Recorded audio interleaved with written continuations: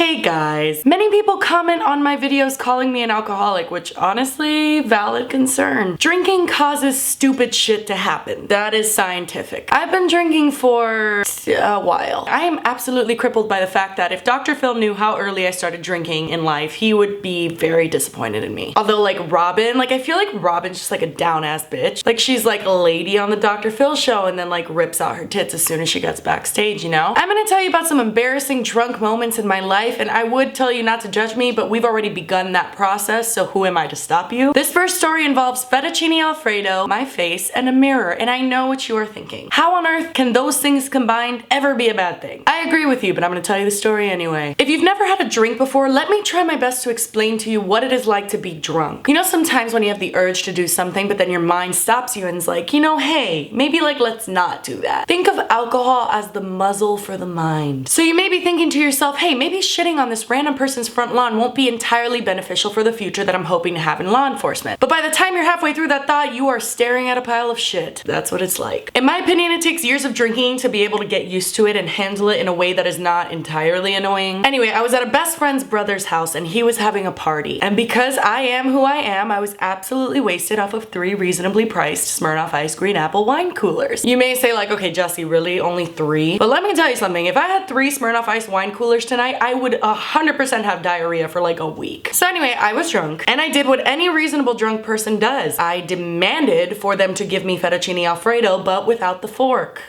because I wanted to eat it like a dog. And I'm not gonna lie, there was some back and forth reasoning that tried to take place until like everyone just kind of agreed as a unit that maybe this was gonna be the best thing for me at that time. And so I got the plate of fettuccine alfredo and I stuck my big stupid fucking face in it. Everyone was laughing at me, but honestly, all that mattered in that moment was like that I was being my most authentic self. And I've always enjoyed making people laugh. So when I saw how funny everyone else thought it was, I was like, oh, I'm gonna step this shit up. I smeared off most of the fettuccine alfredo that had found a new home on my face. I walked over to the mirror and I signed my name on it. And honestly, I've never felt more powerful. Everyone was just pretty much cracking up at me at this point, so I just stepped back, admired my work, and then just walked away. I don't know. I felt good. Maybe this wasn't even an embarrassing story because I felt like amazing. This next story takes place in the Bahamas, I'm sorry, I know it's not Jamaica. They're like separate places.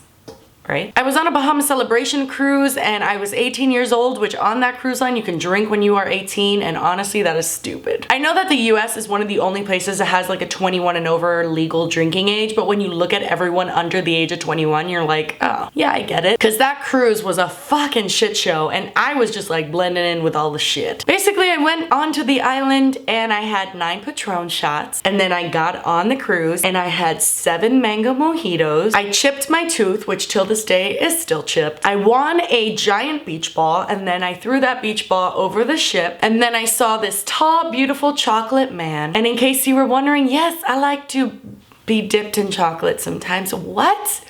What? Anyway, beautiful, tall, big, buff chocolate man with a wedding ring on. And so I heard the Macarena start to play and drunk Jessie was honestly thrilled. Drunk Jessie heard the Macarena start playing and she lost her shit. I started dancing on the deck by myself, as I do. And as this beautiful, tall, buff, married man starts to pass me, I tell him dance with me because he politely was like, oh no, and he kind of like showed me his ring, and I literally just looked at him and I went, pussy! And then he was upset and just walked away.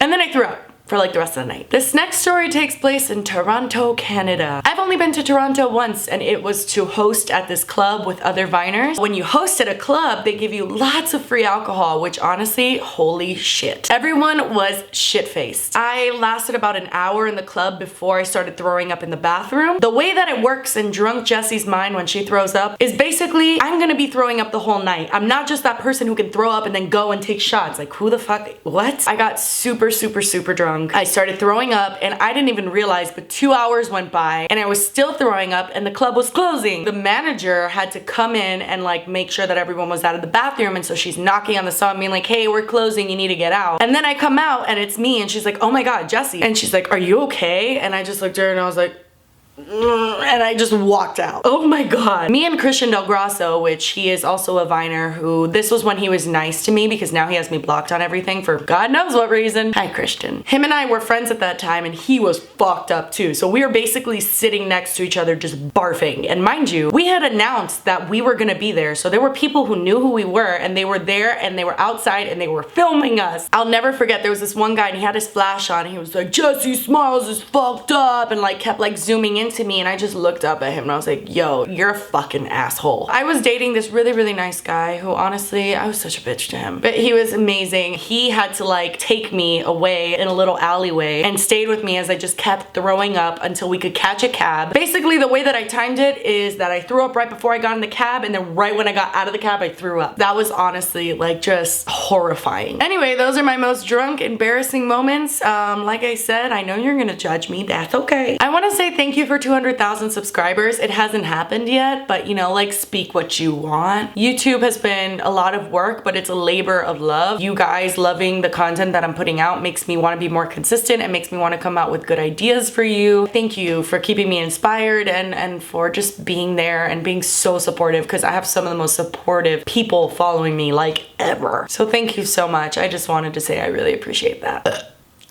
Anyway, I love you guys so much. Thank you for watching and I will see you on Tuesday. Bye!